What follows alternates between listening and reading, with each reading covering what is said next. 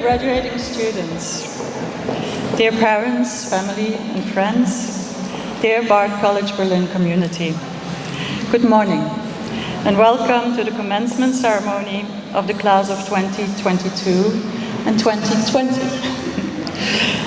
When I was preparing for this event, I was trying to think of an image that would capture the concept of your future and the making of it. And my mind landed on an interview with the author Cécile Washbrot that I had heard on the radio some time ago.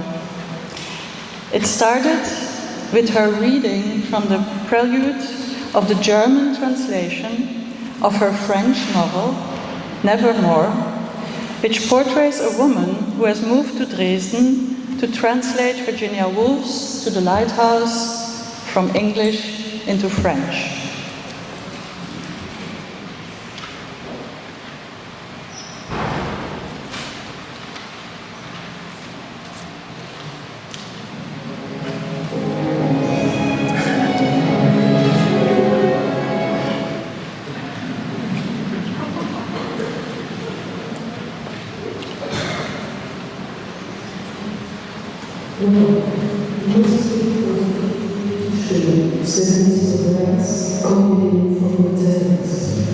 Wir müssen warten, dass die Zukunft sich zeigt, dass diese Welt von der Terrasse kommt. Wir müssen sehen, dass die Zukunft für uns bereithält, dass diese Welt von der Terrasse kommt. Wir müssen darauf warten, dass die Zukunft sich zeigt, dass diese Welt von der Terrasse ins Haus kommt. Wir müssen warten, womit die Zukunft uns erwartet, dass diese Welt von der Terrasse hereinkommt. Warten wir, dass die Zukunft für uns bereitet. Warten wir ab, dass die Zukunft, nun, wir müssen abwarten, dass die Zukunft, diese Welt von der Terrasse kommt.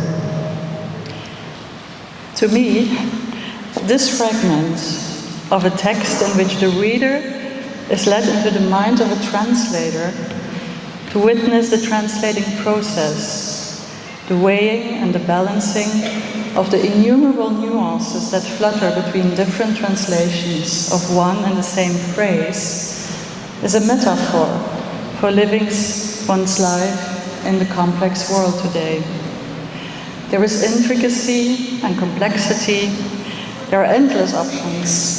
There is a continuous change of perspective, a need for finesse and fine-tuning, and shining through every so often in enormous beauty. Now we are gathered here to celebrate the commencement of your future. And without further ado, let me welcome you and your guests once more to Ballhaus Pankow, and I invite our Managing Director, Florian Becker, to the podium. Thank you.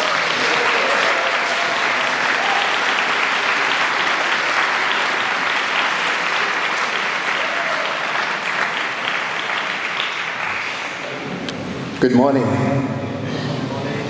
Dear class of 2020, dear class of 2022, dear graduates of the Open Learning Initiative, dear parents and family members, dear members of the Board of Governors, dear members of the faculty and the staff, dear students, alumni, friends and supporters of Bard College Berlin.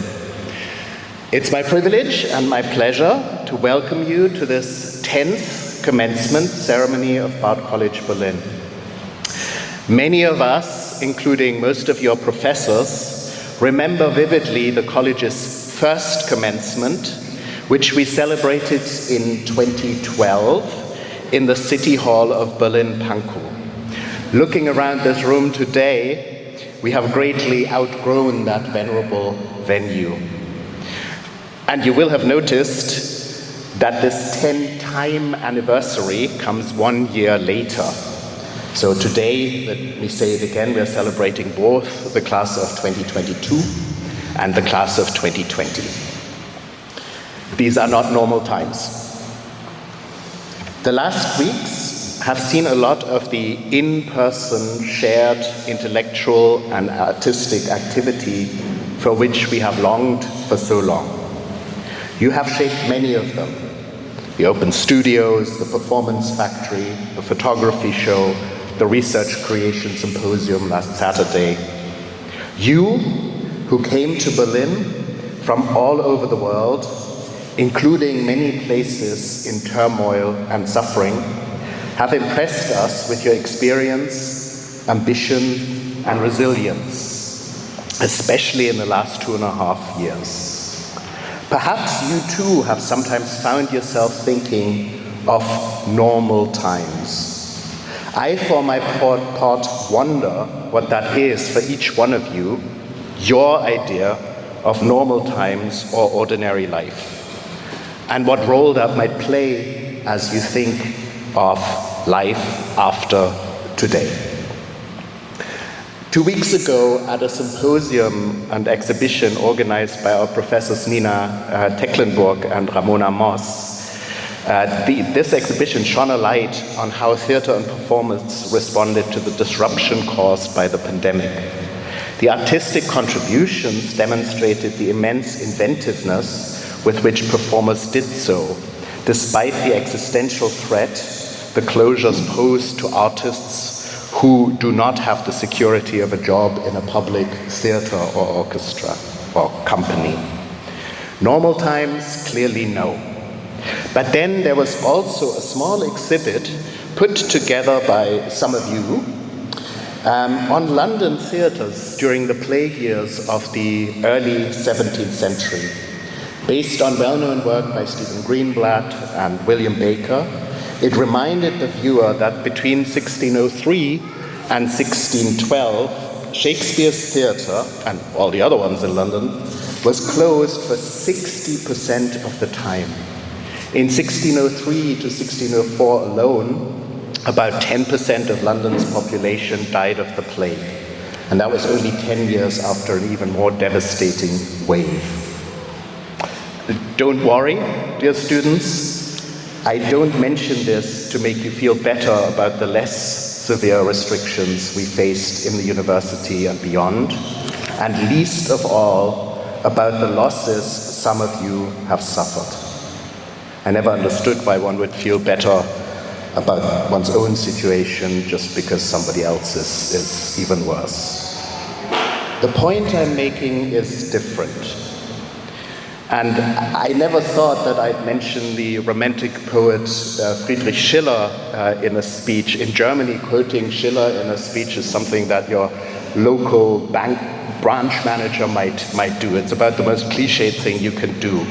And yet, Schiller came to my mind quite often when thinking of normal times in connection to our college and the liberal arts. Schiller's poetry does not quite hold the prestige of Goethe's, though Goethe is said to have been quite jealous of its popular success. But Schiller's importance as a thinker of modern society and what we now know of as capitalism is second to none, seminal as it was for Hegel, Heine, Marx, Weber, and others. Writing long before the Industrial Revolution touched a still entirely agricultural and brutally feudal Germany, Schiller understood the society to come as a kind of a machine, with each person in their specialized professional role functioning as a sort of a cog or a wheel to keep it running. Like Adam Smith and others before him, he intimated that these capitalist societies would be almost unimaginably dynamic, that the machine wouldn't just keep running, but growing and, in a sense, improving at unprecedented rates. In a different sense, though, they wouldn't be dynamic, but quite static. As a system, the machine would reproduce itself, remain self-identical, and incapable of changing course. Famously, Schiller worried about the reductive, alienating impact that such societies would have on people, how they might cripple or circumscribe what humans might otherwise be capable of experiencing and creating. And as you know, he thought that in such societies, people could experience and develop as more fully human only in play, in spaces that temporally suspended them from their function in the machine and its pre-established ends. I have no idea whether Schiller, who was a trained physician, could have imagined that the machine would eventually eradicate the plague, or that it would one day produce an effective vaccine against a new virus in barely a year's time. But I think we should be clear that it was the machine that did that. Most of you, I think, are intensely aware of the machine. Perhaps especially as you are thinking about, or as you are about to leave or have just left the college a couple of years ago. A university, of course, does not stand outside the machine. In a sense, it too works as a machine with us in admissions and buildings and grounds and the financial aid and so on as its cogs and wheels. But what does that machine produce? It's not, as you all know, a profit or financial gain. What a university produces when things go well is a part of that sphere of play or freedom Schiller speaks to. This play, as you know, is not trivial or easy or always pleasurable. It can be stressful and at times may be shot through with anxiety. It consists in what we here call the free or liberal arts and sciences, open-ended inquiry and learning. And such learning does involve tasks somebody else has set for you know that, but not tasks that serve somebody else's purposes or profit. It's not serious business. Not because it's not serious, it is, but because it's not business. Some of you are prolonging your time in the especially protected sphere of play that universities and art institutions and others exist to sustain. For example, by going to graduate school. If so, I commend you for it. Some of you, on the other hand, may be planning to work and seek success in the machine. If so, I commend you for it. Be ambitious, be courageous. Do seek to achieve what you're capable of.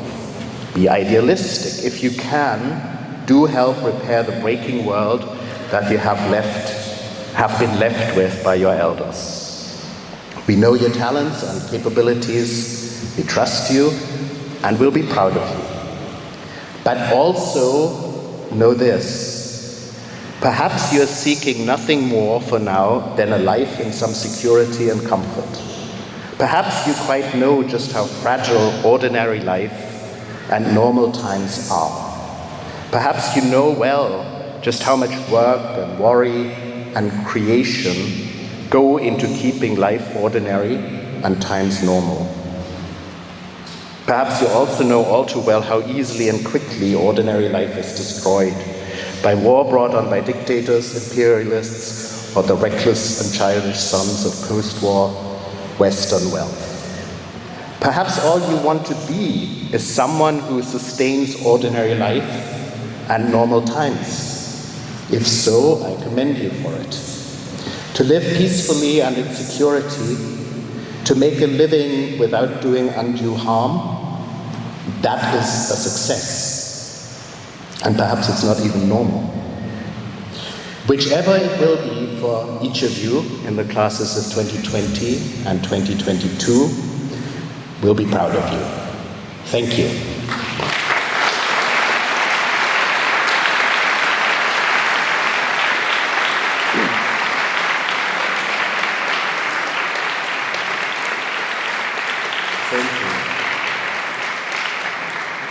I now call on Kerry Bystrom, the Associate Dean of the College and Professor of English and Human Rights, to introduce your commencement speaker, Ken Roth. Kerry?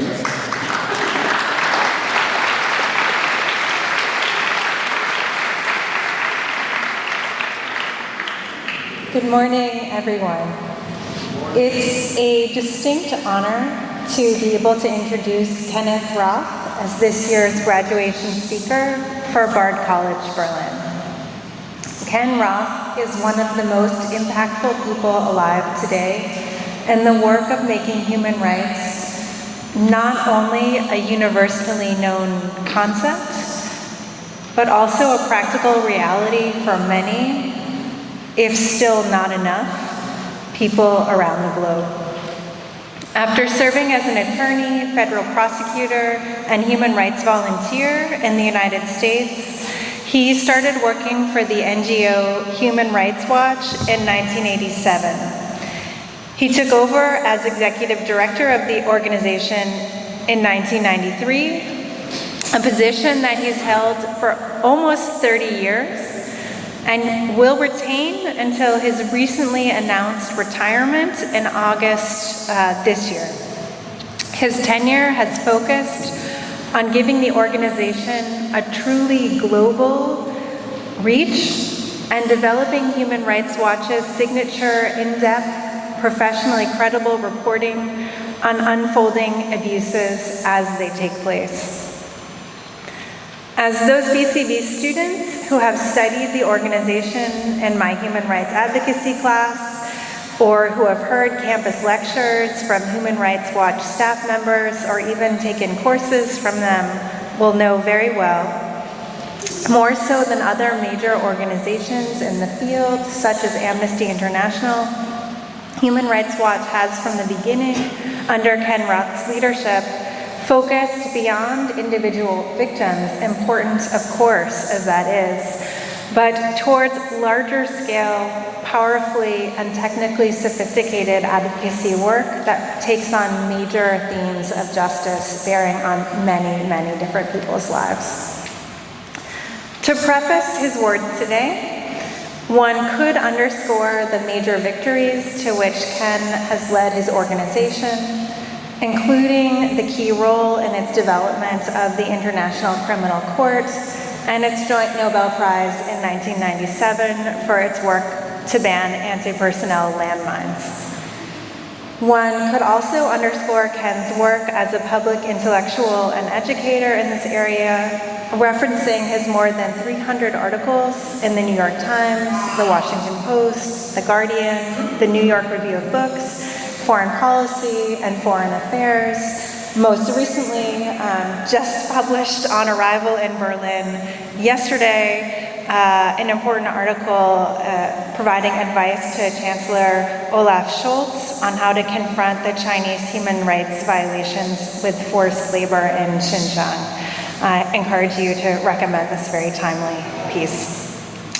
But what I would want most to highlight today to this group of assembled students, friends, family members, is not these more obvious successes, but Ken's profound professional and moral courage to continually practice the universal elements of human rights work, not giving into temptations to criticize easy targets, those seem to be known human rights violators, while allowing injustice to flourish among allies or within one's own country and communities.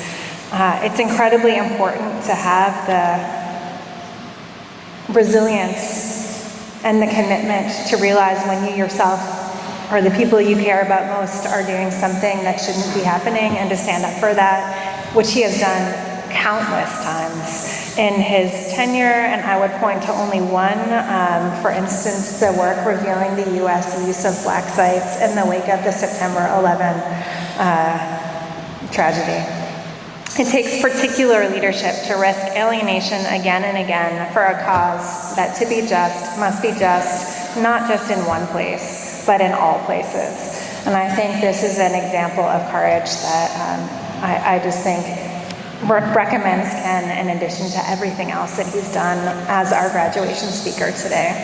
So I would like to thank you, Ken, for your example and for taking the time at this busy moment as you wrap up your work at Human Rights Watch to share your insights with the class of 2020 and 2022. And I hand the floor to you.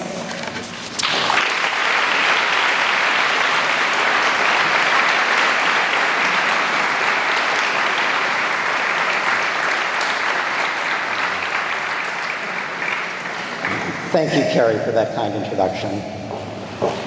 Graduates, parents, friends, members of the Bard College Berlin community, congratulations on reaching this wonderful milestone. It is, and I recognize, a huge accomplishment reflecting many years of hard work. You all should be extremely proud. But, and I'm sorry to deliver this message, but this is no time to rest on your laurels. Many people consider graduation to be the end of an education. In fact, it should be only the beginning, and I think you know that. Fortunately, because you went to Bard with its emphasis on the values of decency, on independent, interdisciplinary thinking, your degree makes you well equipped for a lifetime of learning. The world is going to need your moral judgments and critical thinking for years to come. That's because today, as you well know, liberalism is under threat. And by that I don't mean the American understanding of liberals as juxtaposed with conservatives. I mean liberalism in the classic sense of the term. You can be a liberal of the left or the right. What makes you a liberal is a belief that each individual has inherent rights, that everyone is deserving of respect and decent treatment, and that governments should be answerable to a free and open polity. Liberalism depends on values that highlight the dignity and humanity of each individual. It requires open inquiry, critical thinking, reasoned analysis, and free debate. Such liberalism is a prerequisite to democracy, and fortunately it also characterizes your Bard education. Now, the contest between autocracy and democracy is the battle of our age. The resolution of that conflict will determine the world in which you lead your adult lives. You will have a central role to play in how that competition works out. Now, liberalism is under threat from autocracy in what I see as three basic ways: governmental, values, and facts. At the governmental level, autocrats seek to undermine the checks and balances that are essential to democracy. Now, we're used to thinking of democracy as involving periodic elections, and of course it does, but it obviously depends on more than that. Democracy is also about not just the means of achieving power, but also the way that power is exercised and the way that it is limited. Democracy requires checks and balances on governmental authority. Democracy requires a free media and civil society so that people can learn about public problems and help to shape governmental responses, even between elections. Democracy requires a set of rights that outline the limits and responsibilities that determine how governments treat people. And democracy requires the rule of law, the idea that even senior officials are not omnipotent monarchs, but are subject to the law, like all of us, as upheld by an independent judiciary. Now, if you read the autocrat's handbook, and I have to say most autocrats read from basically a very similar script, the first thing that autocrats try to do is to undermine those checks and balances on their authority, of course. They seek to compromise the independence of the judiciary, to restrict the independent media, to limit the latitude of civil society. In short, autocrats try to rule without the constraints of public debate or competing institutions of power. That is what Viktor Orban has done in Hungary, Vladimir Putin in Russia, Recep Tayyip Erdogan in Turkey, and many others. I could go on for some time. Now, when aspiring autocrats fail in these aspirations, as Donald Trump did in the United States, and as Jair Bolsonaro in Mexico, and Andrés Manuel López Obrador, Bolsonaro in Brazil and Obrador in Mexico, they seem to be doing, it's because the countervailing institutions of democracy have proved strong enough to withstand the autocrat's attack. That's why they're so important.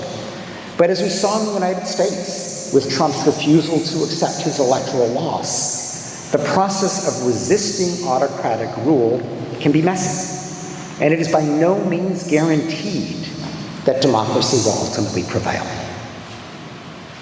Now, beyond trying to corrupt the governmental institutions of democracy, autocrats also attack the values of democracy, the principle that every individual is worthy of dignity and respect. Now, because autocrats typically serve themselves and a small group of cronies rather than the public at large, they need a rhetoric of subterfuge to cover up their true program. They usually say that they are serving the nation, that they stand with the people, but they mean that selectively. Certain people are excluded. Autocrats, particularly of the populist sort, demonize vulnerable or disfavored minorities. They might attack LGBT people, or religious minorities, or immigrants. Often they hark back to a supposed halcyon past in which the population was said to be more homogeneous. Sexual or religious minorities were suppressed. Women were largely confined to the home. Then they attack the liberal elite who are said to have ruined this supposedly idyllic past and separated the nation from its supposedly natural state. In short, autocrats attack the liberal values, the foundation of a liberal society that were at the heart of your barred education. So you are well equipped to ask the questions that autocrats try to avoid, to debate the very premises of their illiberal rule. For example, is it right to order a society in which women are not allowed the same life options as men? Is it right to require people to hide who they are or whom they love because it doesn't conform to supposedly traditional notions of sexual propriety? Are religious or ethnic minorities somehow less worthy of respect as full members of society just because of their God or their language or their skin color happens to be different? To avoid these kinds of questions, autocrats appeal to our emotions. They raise the specter of looming menaces to incite people's fears rather than their sense of justice or their higher aspirations for society. They claim that the values of liberalism and the people whom those values protect threaten the idyllic, if mythical, society that they evoke. Now, the values imparted through your barred education leave you well suited to challenge these scare tactics, to reject the autocrats' appeals to hatred and divisiveness. Now, finally, autocrats do not want us to look at the facts. They suggest that all facts are malleable. The evidence, they claim, is subject to spin. Any observation is contestable, that there are alternative facts. Now, they seek this post-fact environment because facts are key to accountability, and their aim is to avoid accountability. In short, in an autocratic world, facts are subversive. Your education is dangerous. The critical thinking that you embraced at Bard is the scourge of the autocrat. Autocrats abhor individual thought. They want the emotive power of the crowd, the thrill of embracing the nation, without regard to the individuals who might be trampled. So needless to say here, democracy is not a given. It needs tending. You are well equipped to counter the autocrat's tactics with the values and analysis of your Bard education. These are powerful weapons which you should use. When you hear minorities being demonized or treated as lesser humans, when you witness diversionary appeals to emotion over reason, when you see the abandonment of empiricism for post-fact thinking, challenge it. Whatever your particular views in politics, assert the dignity of the individual.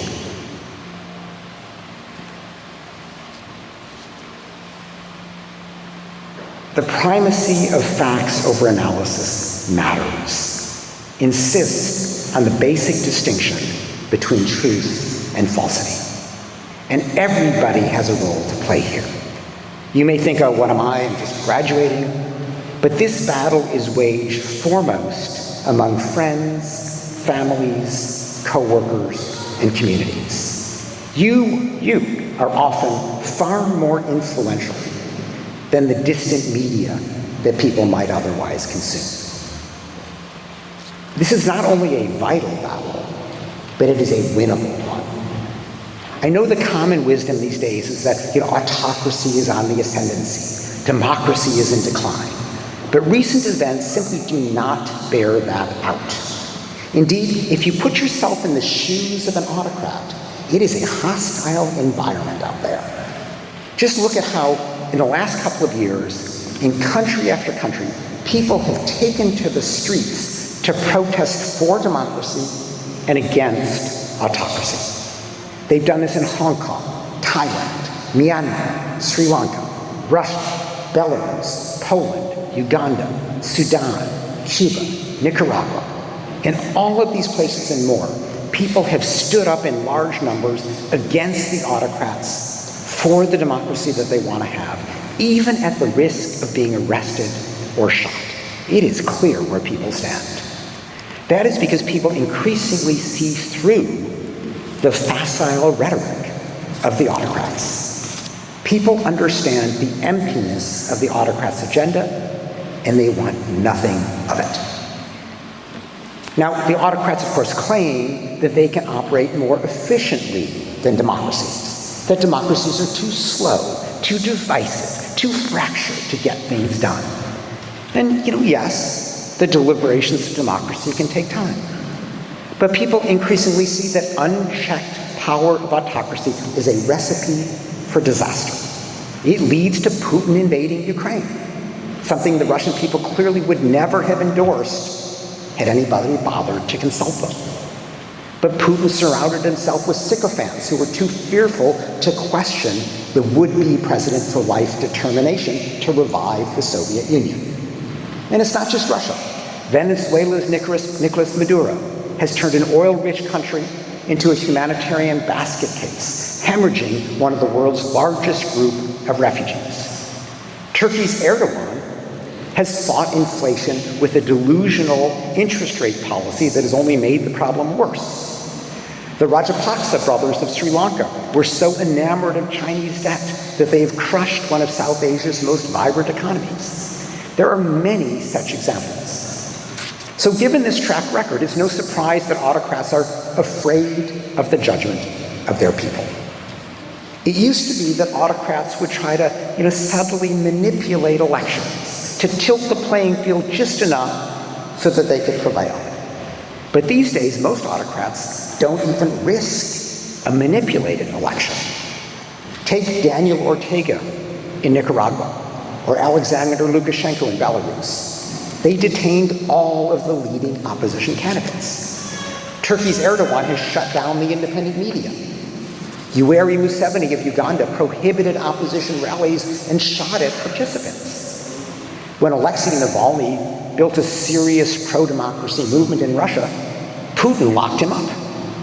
In short, autocrats increasingly are resorting to electoral shams, to zombie elections. Now, one might say that this is just the strong man being strong, but in fact, it is a sign of weakness, because these electoral charades confer none of the legitimacy that the autocrat originally sought from an election. They're acts of desperation. Now, the biggest autocratic challenge today comes from China. President Xi Jinping, like his fellow autocrats, asserts the superiority of his rule, but he is desperate to avoid any honest testing of that proposition. Now, yes, China's economy has grown, but the Chinese Communist Party does not want you to ask whether that growth was due to its brilliance or to its finally having gotten out of the way and allowed the Chinese people to exercise their industry unfettered by the kinds of Communist Party-led disasters such as the Great Leap Forward and the Cultural Revolution. You know, yes, some people in China are richer today, but Beijing doesn't want you to ask how the worst off segments of society are faring, whether the Uyghurs or the Tibetans or even rural Han Chinese. You know, yes, China contained COVID for a while, but Beijing doesn't want you to remember that it suppressed word of human-to-human transmission during the critical first 3 weeks of January 2020, while millions of people fled or traveled through Wuhan, allowing the virus to go global. Xi Jinping asserts that the Chinese people are happy with his autocratic rule, but given the strict censorship, the lack of critical voices permitted, the imprisonment of dissidents, we have no way to know. But there was one part of China where the people were able to speak freely. That was Hong Kong. So when the residents of Hong Kong took to the streets in huge numbers to press for democracy, not Communist Party rule, Beijing crushed their freedoms. They were simply too vivid a rebuttal of Xi Jinping's convenient stories of domestic bliss. Instead, Beijing substituted a one-candidate mockery of an election for the chief executive of Hong Kong. Yet China remains a challenge to democracy because of its economic clout.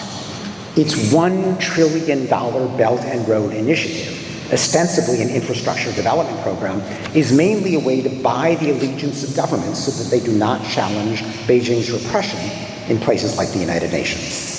Beijing goes to enormous lengths to censor students like you, businesses, and others around the world, anybody who dares to criticize China. That is not how a government acts if it is confident in the superiority of its governing system. But simply because people see through the false promises of the autocrats is no reason for complacency. There are two sides in the contest between autocrats and democracies, and it is not enough that the rule of the autocrats is recognized as a self-serving failure. For democracy to prevail in this contest, democracy must also deliver. Now, the virtue of democracies is that they are answerable to their people. The freedoms of democracies allow us all to identify problems, debate solutions, and press for responsive governmental policies. But if we're going to be frank, our democracies today are not delivering on their promised dividends. The victory of democracy is not ordained. Our democracies today are deeply divided. They are stymied by politicians who focus on the next election rather than the needs of the next generation. Their incrementalism often seems so lethargic, falling short of the visionary and bold policies that we need. The problems before us, before you, are clear enough.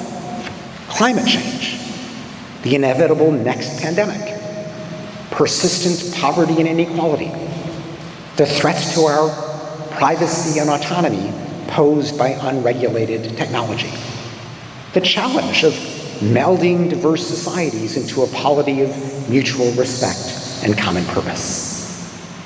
Despite the remarkable prosperity that many of us enjoy today, too many people still feel left behind. They feel patronized and ignored. They feel that no one is giving them the respect and dignity that they deserve. Their discontent is fodder for the autocrats. The autocrats may not offer answers, but they do offer a negation of what people see as the cause of their problems, a rejection of what they describe as an out-of-touch, insensitive elite. And when people are angry, the autocrat's promise to upend the existing system is often enough. Our democracies need to do better. They must be more responsive to the big problems before us and to all of the people who live in our nations. So as you leave the comfort of the classroom, that is your task. It is an urgent task if we are to retain the world for which your Bard education has prepared you. The most dangerous position is to say that democracy will never fade. Complacency is the friend of tyranny. That doesn't mean that all of you have to go and enter national politics. To the contrary. As I said, most of this battle plays out locally, at work, in the pub, in the public square, on social media. Your task is to use the values and the fact-based reason for which Bard prepared you to ensure that wherever you find yourself, everyone is treated with respect and dignity. No one is excluded because they belong to a disfavored minority or lack the educational credentials and life opportunities to join elite circles. And that governments do not hide their mismanagement behind a barrage of fact-spinning propaganda. I have great confidence in your preparedness for these battles to come.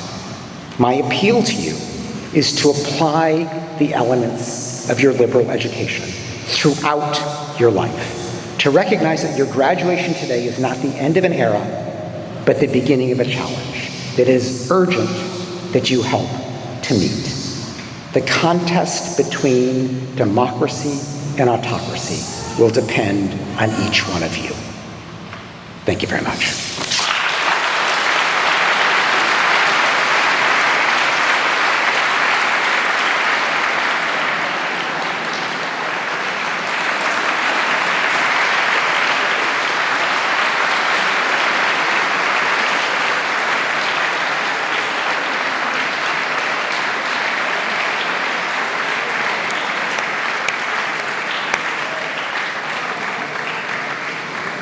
I now have the honor to introduce our student speakers, Noor and Julian Thielman.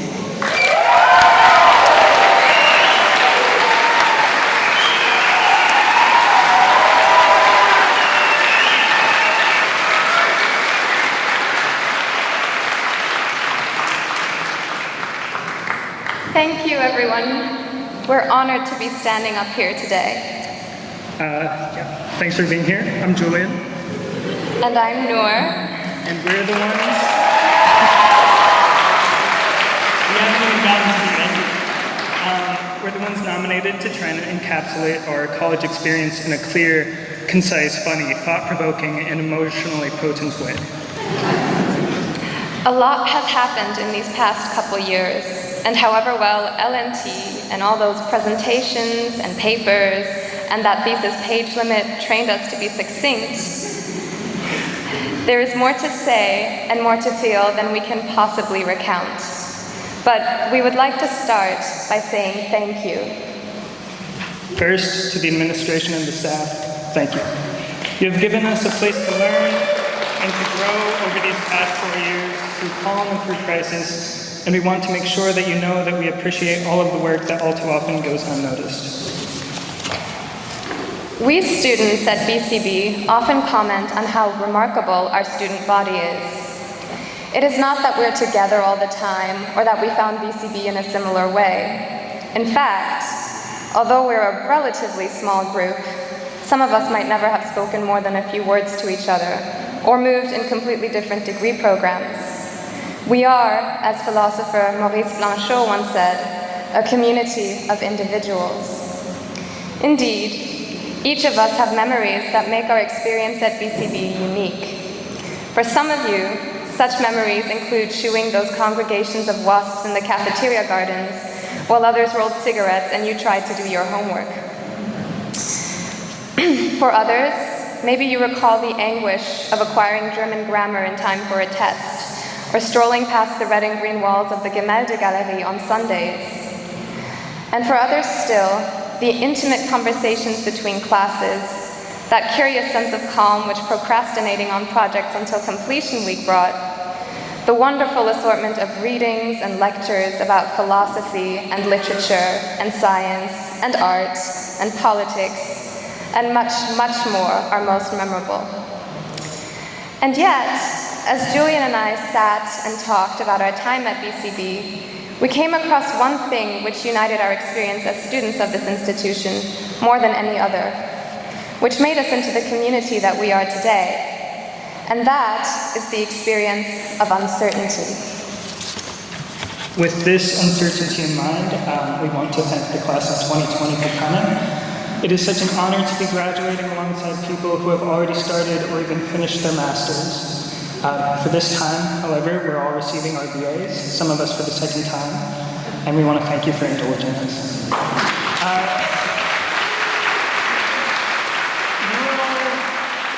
You were all the first class to have their graduation fall victim to COVID, and it is lovely to be back in this ballroom speaking publicly. You all had a college experience defined in large part by crises, just as we did. And in looking back on my time at BCB, trying to figure out the best way to say what I wanted to say, I tried to remember the most consequential moments. I remember sitting on a balcony when we first heard the news that everything would be shutting down and calling my parents, while all of us were calling our parents at the same time and having the exact same conversation. Whether to ride out the storm in Berlin or to leave, no one really knew. It was at this point that the unknown was thrust upon us all. And in this regard, and I swear I'm not trying to compare my college experience to a global pandemic, I think it was emblematic of what makes Bard College Berlin such a fantastic place.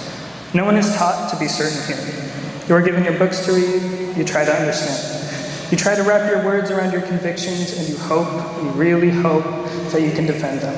But you're never given a right answer. There are approximations, justifications, polemics, good and bad explanations, arguments, but there has never been a moment when, at the end of the day, you feel that you have been 100% correct. But there is something you can be sure arose from all of these encounters with the unknown, and that is our sense of community. As Julian expressed, it is a special part of the BCB education to be exposed to uncertainty. In classrooms and lunchrooms, in Zoom meetings and quarantines. Not only were such encounters with uncertainty part of what made our time at BCB so special, how we reacted and learned to react in the face of such uncertainty transformed us into the individuals and the community that we are today. In her essay about nurturing environments, Bell Hooks writes, "One of the most vital ways we sustain ourselves is by building communities of resistance, places where we know we are not alone." Well, we have certainly used uncertainty to build our communities of resistance. Whether it was helping each other figure out how to cite Plato's Republic. Plato's Cave, by the way, is in Book 7, Stephanus Lines 514a to 521. Seeing a vaguely familiar face in the old library reading room, or navigating German bureaucracy for your Anmeldungen, our experiences at BCB placed us in common and made us more confident. And although we were unsure at times, we were growing together. And this uncertainty is a really beautiful thing. And to be honest, though, I don't think anyone likes it at first. For years, I wanted the right answer until I realized that, more often than not, the smartest people don't have that. They only have good answers. The trouble is, of course, that in a room full of people who aren't sure that what they are saying is entirely correct, you have to have a certain measure of what a professor of mine once called critical self-confidence, knowing that you might be wrong while being confident that what you say is right. And with this in mind, I'd like to posit that Bard College Berlin is equal parts a place to think and a place to disagree. I could name my top 10 favorite email chains that have exploded into controversy for evidence here, but I don't want to open those cans of worms on the day that we graduate. I will say, though, that the fact that we were able to argue about things as a class and as friends and as a school, and still consider ourselves to be members of the community was one of the most important aspects of this college experience. Even when issues seemed larger than life, dissenting opinions could still be tied to faces, and those faces were an essential part of a larger deliberating body. There is a dangerous trend in higher education today of saying that the tuition or the fees that you pay should buy you the illusion of a right answer. That in paying for your education, it should be malleable to the whims of whoever is consuming it. That the customer is always right. What we have loved so much about Bard College Berlin is that it has historically refused these trends. Education is equal parts about what you choose and how you react to what you don't get to choose, and the uncertainty that comes with this second part. And the safe space that has been created at Bard College Berlin is not a safe space because we all have the same uniform correct answer, but because anybody can be wrong.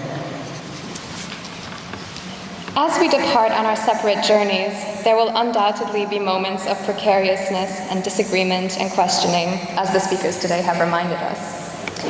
To be sure, some of us are experiencing such moments right now, as we transition into new phases of our lives. These moments are difficult. It's hard to trust yourself to be wrong or balance confidence and humility in a completely different environment. But our sense of community, which we have nurtured in and through all the uncertainties of learning, not to mention a pandemic, is something that will continue to connect us through time and space. Our sense of community is something that we can take with us wherever we go and draw on in times like those when being wrong or courageous feels daunting. So we advise you to let our shared experience of learning uncertainty of this Pankow neighborhood, we advise you to let it give you the confidence to face the unknown. Know that no matter where you go, you share a bond with the community sitting around you today. Do not be afraid to apply the practice of coming face to face with the unknown. Remember that you didn't have to and don't have to do it alone. Take that feeling, that sense of sureness with you into whatever uncertainty awaits you, and let it give you the strength to be wrong and to question and be curious and come into communion with others and build different communities. So to our professors and our peers and to all of you supporting us here today, thank you. Thank you for at times force-feeding us our education and for giving us the guidance to make choices outside of that. You have made us critical, you have taught us to constantly question and to constantly probe. You have given us suggestions and you have designed the syllabi that taught us so much. You have taught us that we might not always be right, but there is always a place to be wrong, and it is with both confidence and humility that we can grow from that. Because this is a Bard College Berlin commencement, we have to, at the very least, interpolate a Nietzsche quote into our conclusion. This is mandatory, it was specified by Student Life and all the emails they sent us. It has been a pleasure to face all the marvelous uncertainty and ambiguity of existence with you all, trembling with desire and delight in questioning, not hating the questioner, but making merry over him to the extent of ruins. To cease to question would be contemptible, and we are all excited to continue this essential lesson of Bard College Berlin as we, together, commence this next stage of our lives. Thank you. Thank you.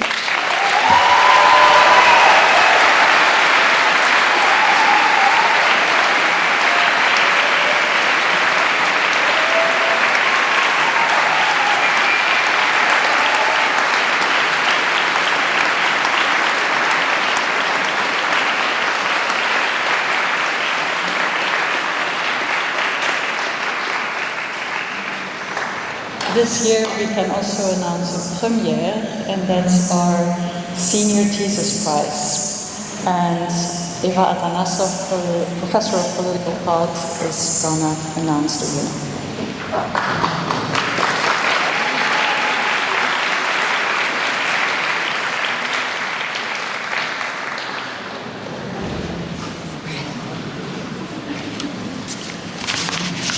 Hello everyone. I've noticed over the years that whatever I say tends to stir up controversy. So it is with some reluctance that I accepted Florian's invitation to make this announcement. But now I'm glad I did. It's really wonderful to be standing here in front of you in person, unmasked. So, on behalf of Selection Committee, composed of Maria Anderson-Long, Florian Becker, Jens Reich, Nina Tecklenburg, Boris Foreman, and myself, I have the great and unprecedented honor to announce to you today the inaugural winner of Bard College Berlin BA Thesis Prize. And the winner is Michael Adam Harker.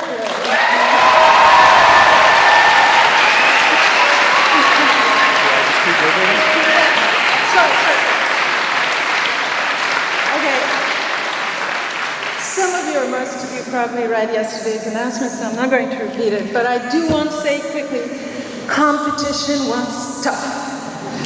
It was. And so the committee had to spend some time in robust debate, reasoning through various nominees, ironing out disagreements.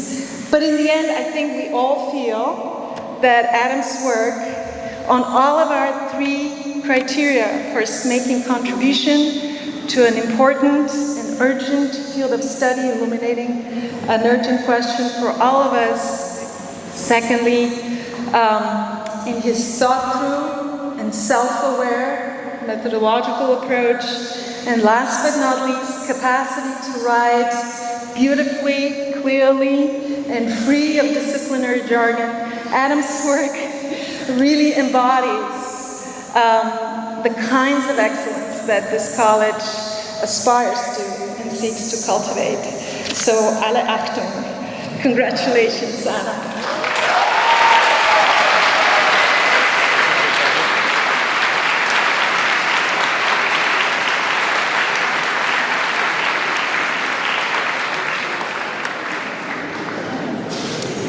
I now invite James Harker, Director of Academic Services, Katrin Toll, Dean, Kerry Bystrom, Associate Dean, Matthias Roux, Nassim Ghanem, Jeffrey Champlin, to the podium.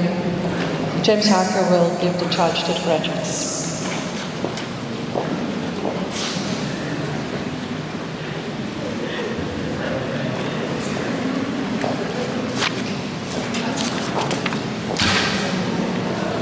For some of you it was 2016 or 2017 or even 2021. But for many of you, most of you, it was August 14th, 2018. We gave you your first written assignment at Bard College Berlin. We asked you to write about anything at all. Your responses were varied. From a kind of, okay, let's do this, to a sort of, what? And we did not tell you anymore what to do, and we did not tell you what it was for, or what it would mean. And then we asked you to write more. But then we asked you to clarify. And then we asked you to be more precise. And then we asked you questions. And then we asked you to read closely. We gave you problems to solve. We asked you more questions. We asked you to write about the text, not just what you think. We asked you to write about what you think. We asked you to write about what other sources think. Instead of writing, we asked you to perform something or to make something. We asked you to provide evidence, to quote, to justify, to revise, to expand, to start over, to provide an argument. And we just kept asking. And so what became of that initial freedom?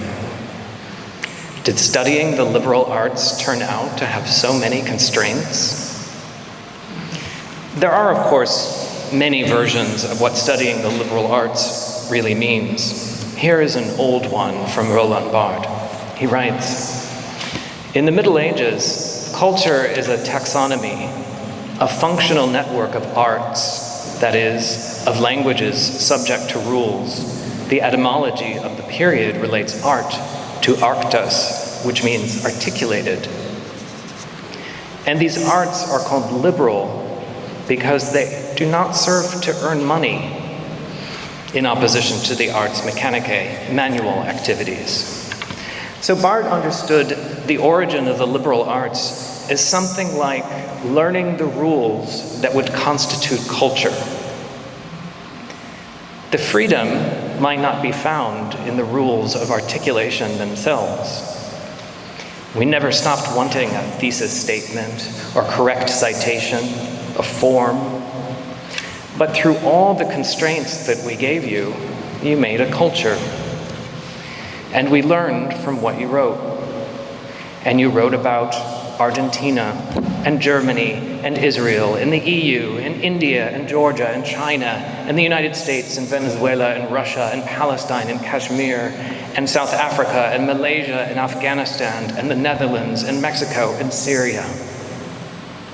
You wrote about paintings and theater and monetary policy and works of literature thick enough to be a doorstop.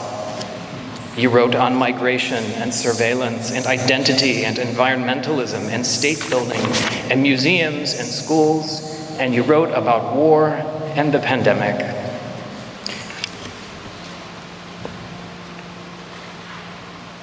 When we asked you to write about anything at all, so many years ago, we couldn't fully imagine where you would go or what you would have accomplished today. And we couldn't have imagined the circumstances you would do it in. So today, finally, we have no more demands of you except one, the one we started with. Write about anything you want. Now it's for you and for the culture you want to build. And I can't wait to see what you do.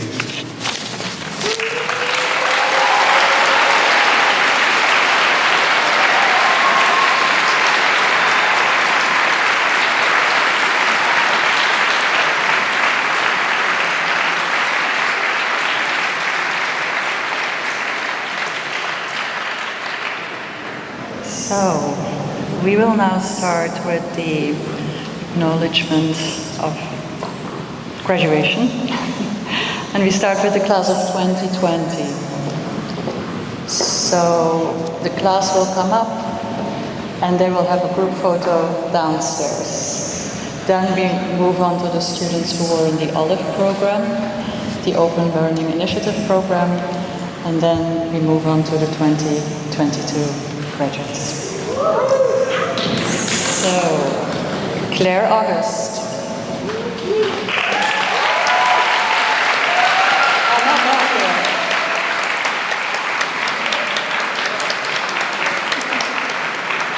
I saw Gordon. Helena Dunay. Anya Franken. Natalia Kenashvili. Tina Hansen. Nila Kong. Kerry Roth. Linda Singh. Nakamiko. Nadia Mishenko. Mabel Petzel. Veronica Posada. Amanda Serra. Sabrina Sishenko. Anna Zucker.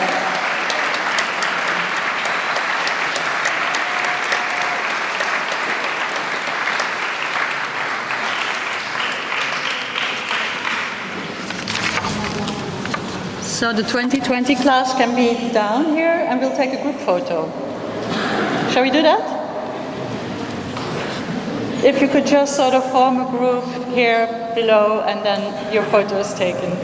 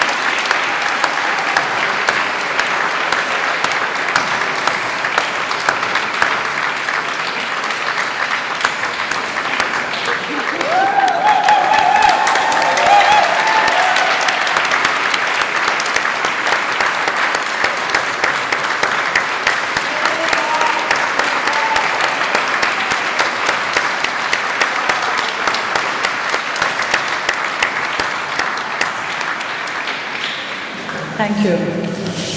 So we now move on to the students of the Olive program, and I'm introducing Jeffrey Champion, director of the program. Thank you very much. It's my honor to congratulate the 5 students of the Olive program that support students returning to university studies. I will read the name of 3 students who unfortunately are ill, and then we have 2 students that will pick up their certificate. The students who are not able to make it today are Kais Al-Shahar, Rita Hamida, and Dina Ramzi.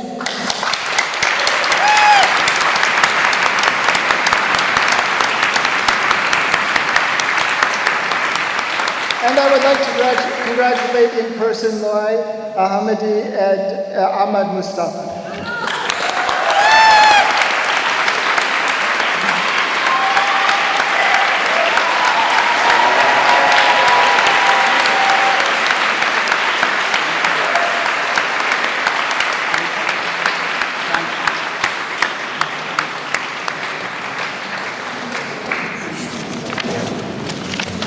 Great. 2022.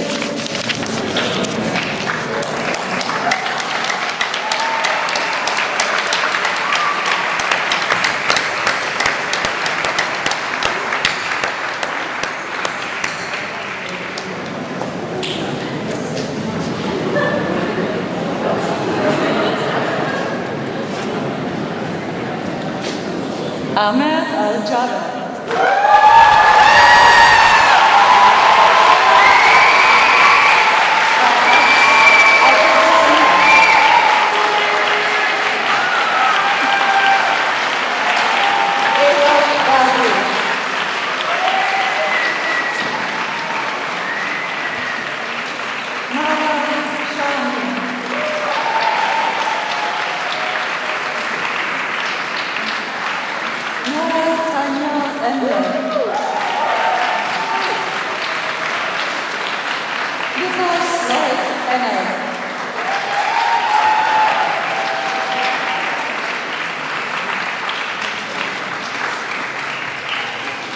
Maxwell Fred Ennis.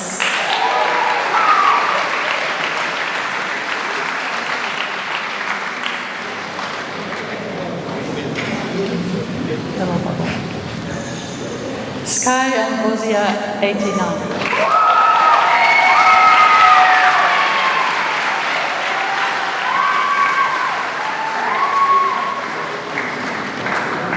Nicholas Clayton Fellows.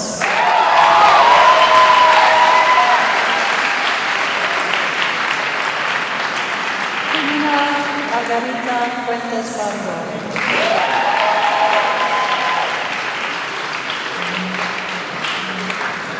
Gil Gatman.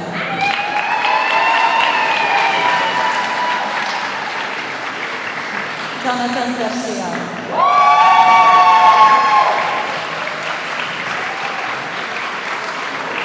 Muhammad Omar Azari.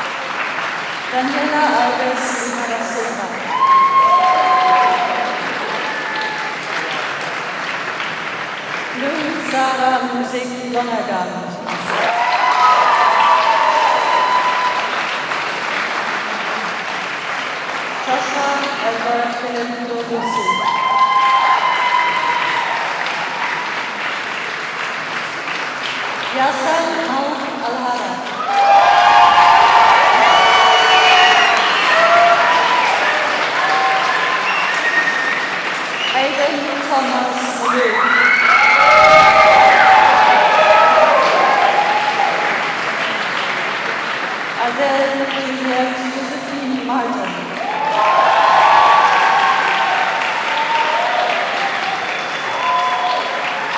Eric Alfredo Moreno Subalano.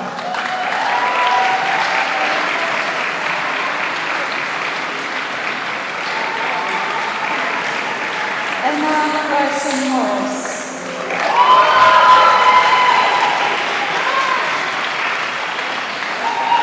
Sarah Masabi.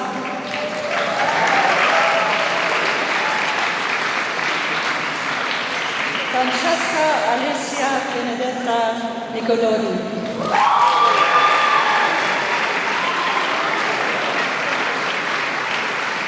Enkuchin Ashirvat.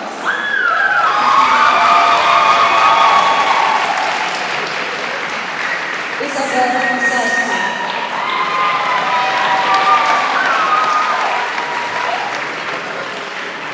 Owen William Salamuni.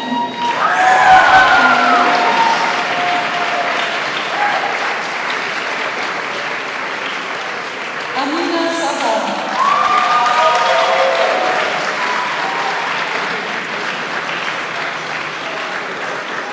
Rashana Ratanashana.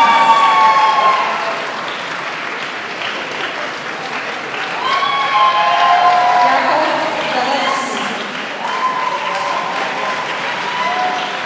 Amelia Anushizli.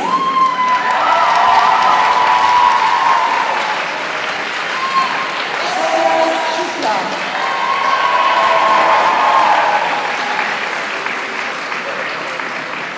Naama Kebalasima.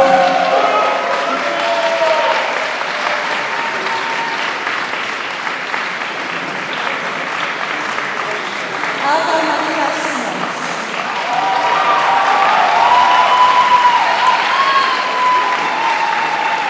Maria Stefanowska.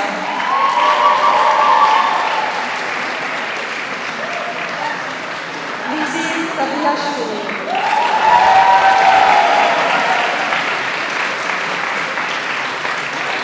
Julian Scott Thielman.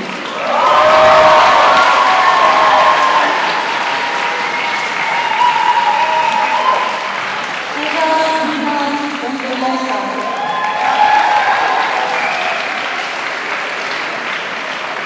Joseph Bernard Messingwright.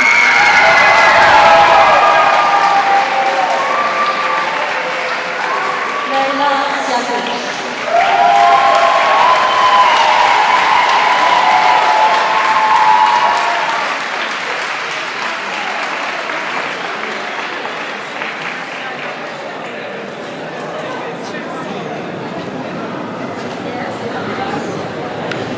We will take the photo of the 2022 graduates right after the ceremony. So then you come up here in front of the stage and group photo is taken. I'm inviting Florian Becker once more to the podium. Or not. From down here, Roth almost speeches. Bendetta in a second will tell you what the proceedings are now. We're going to campus for a small reception of all of you. I just want to say you amaze us and we're very, very happy that you're all graduating, but we're even happier when you were still with us. So congratulations.